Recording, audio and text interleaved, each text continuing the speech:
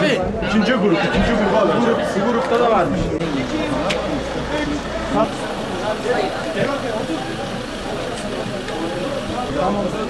Ön tarafa İbrahim. Başka bir şey.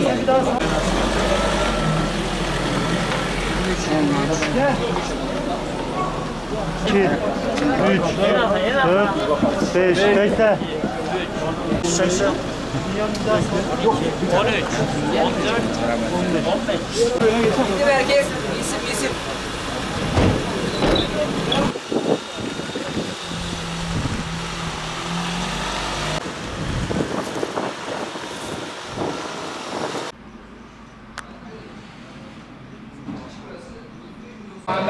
Muhammed. Ziya Muhit Rahmetullah. Muhammedin.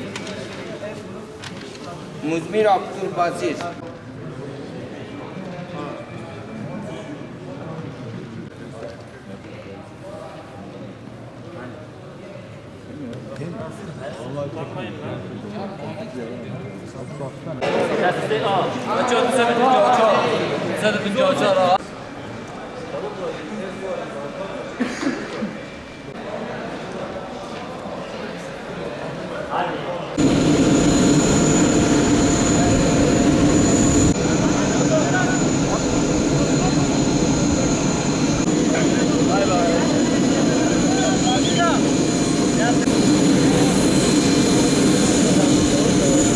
Şimdi yürümeye başlasan ilk haftada gel.